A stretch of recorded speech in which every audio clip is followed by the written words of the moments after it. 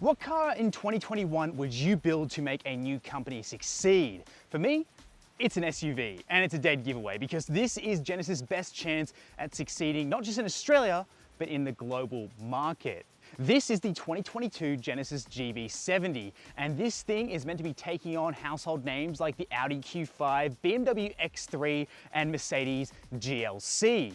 Does it have what it takes? Well, I certainly think so, and so does Motortrend, one of the biggest automotive publications in the world. So much so that they gave this SUV of the year. I'm here to verify that claim in this review by taking you around the outside, the inside, and of course, taking it for a drive and answering the ultimate question of, should you buy one of these? My name's Cameron, this is Product Review Cars, let's get into it.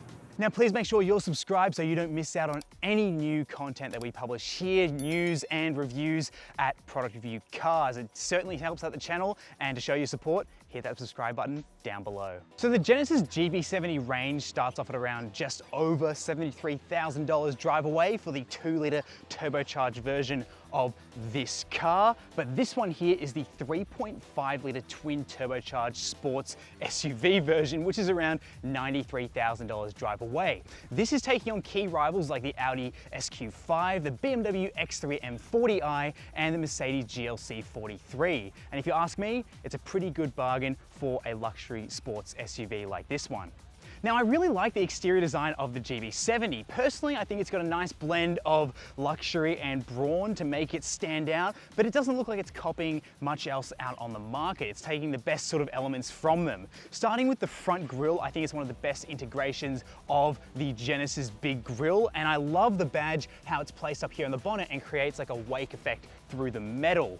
The slim headlamps work really well here, but a weird sort of quirk is that the bonnet panel hangs over the bumper here. So for some, it looks a little unfinished, or it looks like there was a bit of a miscalculation with the placement of the bonnet. The 21-inch wheels, these things look killer on this car. Although the pitting design on them, I am still a bit up in the air if I like that as much, but as a whole, they look quite nice on this car. Around the side, I really like the stance and the line work here. Talking about build quality, everything feels really nice to touch, and it definitely feels like this got the biggest allocation of R&D budget in the Genesis range. The side profile is nice and very Porsche Macan-esque, so it's not too bulbous, nor is it too SUV-like. It's a nice mix of sporty but also practicality in its design.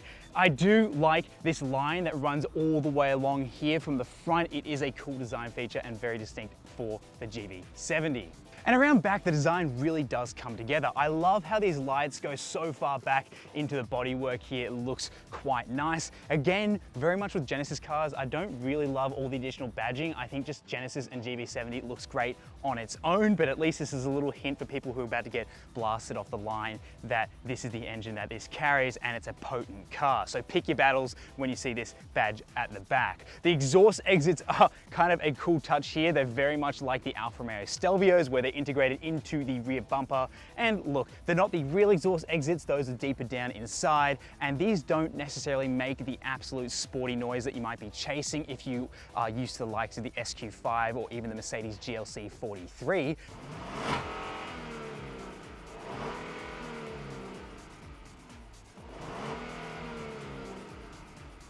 Now, to open the boot of the GV70, there is a cool party trick where you can open it hands-free. If the car's locked, you walk up to the back of the car with your hands full, the boot will open and detect that the key is there. So that's nice if your hands are full and you can't press any buttons. The button here is very reminiscent of the Porsche Macan. So I guess, you know, copying is the most common form of flattery. This works quite well, although I would have liked to see this boot wiper here integrated into the boot spoiler to finish off that smooth look to the back of this car. And now opening this boot, of course, it's power operated, it's a luxury car. And in the back, what we can see here is a very flat load floor. Now that does mean that it's a bit higher than normal, so it means that tall items will be a little bit hard to fit in towards the back of the boot. But other than that, 542 litres of boot space here is very usable and nice and easy to access. And additionally, there is the roadside assistance pack, which comes in every Genesis we've tested, and that includes everything from gloves to a torch to a vest to knee pads, for everything that you need for a luxury tire changing experience, and a fully kitted out first aid kit complete with band-aids and eye wash. Now there's a total 1,678 litres back here when you fold down the 60-40 split seats. And you can do that just by pulling on these tabs here, And the seats carry enough momentum where you don't have to walk around to the side and finish off by locking them down. They fold completely flat, and what you get is a relatively spacious load floor. Now, of course, it wouldn't be a Genesis without having some cool features, and one of them is this sort of smart park feature. It's a self-driving little trick that this car has to get you out of tight spaces without you having to cram yourself in the doors, which you've probably found yourself doing at a few shopping centers with your own car. Instead of squeezing in, what you can do is you can remote start the car, and depending on which direction you want the car to go, forwards or backwards, the car will do that at the press of a button on the key, which I think is fantastic and a great party trick for whoever hasn't seen a car do this before. It's a literal remote control for your car. After testing Genesis' entire range, this is hands down the best interior that they make. And it's because it feels like this certainly got the most attention from the R&D department, both in design and the material selection. Every material that you touch is high quality. It feels rich, it feels soft, and it's certainly deserving in a car that costs $93,000.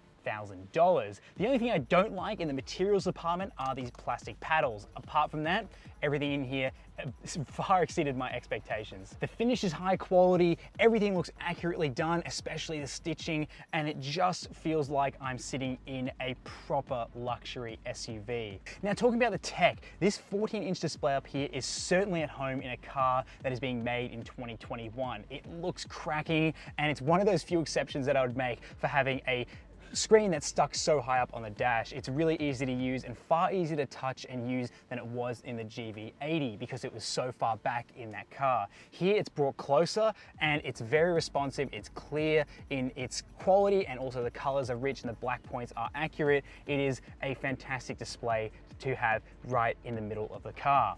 Below that, there is some capacitive buttons for the climate controls in the form of a screen with haptic button responses. They're easy enough to use, and look, this is the only exception I would make, is to have a cool screen like this with great graphics rather than just having capacitive buttons. So if you're going to do capacitive, I think doing it this way is one of the best integrations. Below that, there are some physical buttons for the screen up above, so you don't have to be touching the screen. You can just jump into radio, media, map, navigation, etc. Now, one of the coolest tricks this infotainment unit does is do turn-by-turn directions using the front camera in an AR display. You don't have to use that, but I think it's a little bit more intuitive than using a top-down look at a map. Instead, you get a live camera feed with turn-by-turn directions on that camera feed. So it just feels pretty advanced for something like that. Additionally, what was really cool is that the climate controls know when you're going into a tunnel or sense it, or using the navigation. It was just something really surreal where it automatically turned on recycling air when you went through tunnels. It wasn't working 100% all the time,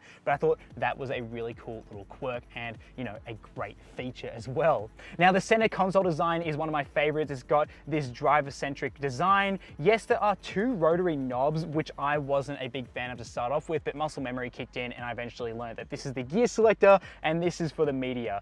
All the controls here feel nice and rich. They're high quality to engage with, whether it's tuning the radio, turning off and on the volume, or selecting the gears. It feels great, and all these buttons deserve to be here. There's nothing out of place. Now, the wireless charging pad is my favorite design because it's one of those slot designs. You just throw your phone in there and it stays in place. It doesn't have to go on a certain point on a giant rubber pad. So I wish all of Genesis cars would use a similar design to this. Now, the 3D driving displays are really cool. It is, yes, like a Nintendo 3DS, where it is, yes, proper 3D displays, but you don't have to have it like that if that makes you feel a little bit ill, and it adjusts your eyes as well. So I found myself, if I was leaning over to the left a little bit or to the right, it sort of flickered a tiny bit because it didn't know where my eyes were. So it's funny, it's got some eye tracking there to make sure that 3D display looks as good as it can, as long as you're looking at it. And yes, there is a heads-up display in here as well.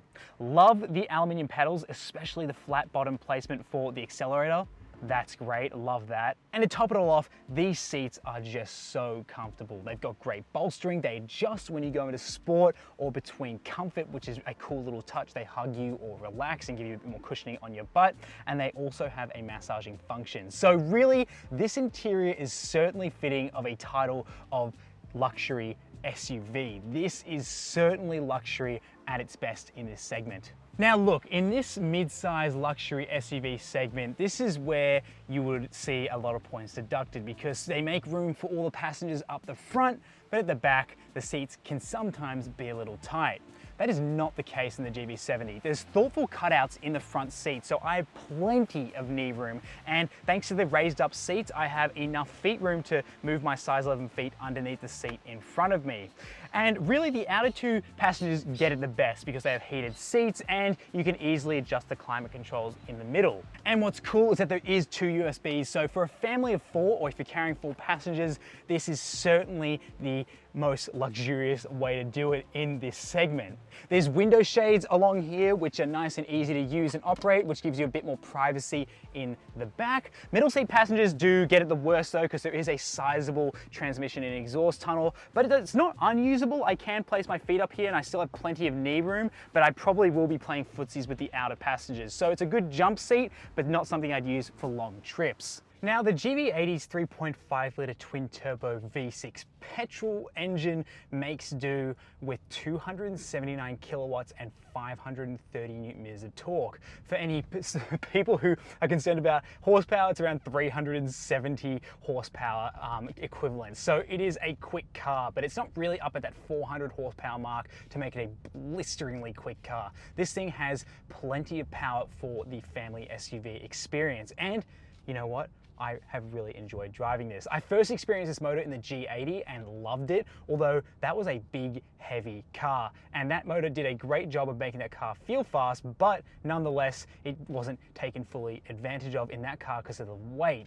Now, in this car, it's a little bit more lightweight. We have a little bit better dynamics compared to the G80, and I really think this engine goes perfectly with this car. Now we have a couple of drive modes here. I'm going to be starting in Sport Plus just to get a bit more of the sporty experience. What happens with the seat is that it drops down the butt cushioning, and then I get a bit more bolstering here on the side, so I get more of like a bucket seat experience, which is kind of fun. And then if you want to give it a quick launch, you sort of pull up and you can sort of, you know, get a little bit on the accelerator and you can get going. Oh, blisteringly quick. This thing is just incredible off the line. It's one of those cars that if you really have to get in front of traffic, it happens with this car. It's very much like an electric car experience. With a 0 to 100 time of claimed 5.1 seconds to 100, this certainly is more than enough than what you need, if especially you're hauling around the family in this car. This is a cracking engine and it goes really well with this all-wheel drive system and gearbox that this car offers. Now cornering, it is weighted a bit more in Sport Plus, and it means that you just get a tiny bit more feedback, not a whole bunch. That is the downfall with the luxury driving experience, is that you do feel like you have a bit more numbness to the steering. It's not as direct as I would like it to feel, but it doesn't mean it's not great through corners. Cornering is really one of this car's great advantages. It's really great for pulling through and getting out through the other side. Those turbochargers feel like they're always ready to go no matter what gear you're in this 8-speed automatic. If you do want a little bit extra theatre, you can select some fake engine sound to come through the cabin, but I agree with the last person who had this car, and yeah, turn that off because it doesn't really add much to the experience, and I think this quieter driving experience really accentuates how good the sound isolation is from the rest of the world. Now, taking it out of Sport and Sport Plus, bringing it to comfort, the bolstering then relaxes around my lats, and it also starts to raise up the butt cushioning, which is great, so I feel nice and relaxed for the daily grind. And the comfort mode in this is sublime. It's the only mode I really travel around in this. I only go into Sport if I really feel like blasting off the line, say 0 to 60 or 0 to 80, or entering onto a highway, but look, comfort's just as capable as Sport around town. It still gives you plenty of, engine feedback, and you get enough power on demand where you don't feel like you're ever digging too deep into the accelerator pedal, and that's thanks to all that torque that's available. The suspension here, yes, it's adaptive in Sport, but it's not backbreaking by any means. It's so relaxed in comfort, and you can just cruise around and just feel like you could have a glass of water up on the dashboard and never have it spill, because it's not just suspension that's working to keep this car nice and still and comfortable. It's also the brakes. The brakes in here are just next level comfortable. If you lay on them, they go on nice and gradual, and when you lift off, the car doesn't have a tendency to pitch forward or backwards as you might expect in many cars that you've driven in the past. Now, there is a price to pay for all of this, effortless torque and absolute excitement this car brings when you launch it, and that is the fuel bill. That thing rises higher than I've seen in many other cars in this segment, and that's because, yes, it's a massive displacement engine and it's petrol, and that means that my average fuel economy for my week with the GV70 has been claimed, according to the trip computer, as around 20.3 litres per 100 Ks. That's quite a lot. And then filling this thing up from empty is going to cost you around $128 for a full tank. And so look, that's not the worst, especially if you're used to filling up big diesel cars or, you know, anything that's got a high capacity fuel tank, but it's not going to be as good as diesel alternatives if that's more of your shtick.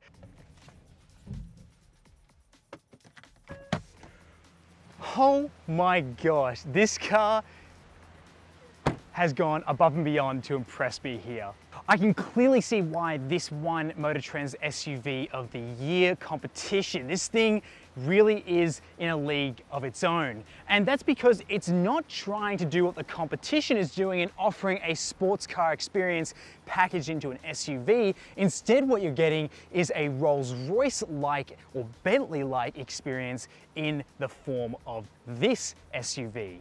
Instead of doing a shouty exhaust, carbon fiber on the exterior and all these sort of, you know, faux sporty accents that, you know, sports SUVs come with now, this is doing it a little bit differently. Although it packs over 370 horsepower, it delivers everything so gracefully, from the way it applies its turbochargers, to its ride, to its braking, to its interior. This thing is all class, and it definitely is in a league of its own with that. Now, I do think this is the best car that Genesis makes for it to succeed through the Aussie market and overseas as well. And it's definitely one to consider and even have a go if you are going on to buy your, say, second or third Q5, BMW X3 or Mercedes GLC. This thing is, to be honest, a far more enjoyable daily driving experience than some of those can be. Please make sure you subscribe, because it certainly helps out the channel and helps us publish more reviews here at Product Review Cars. My name's Cameron, and thank you so much for watching.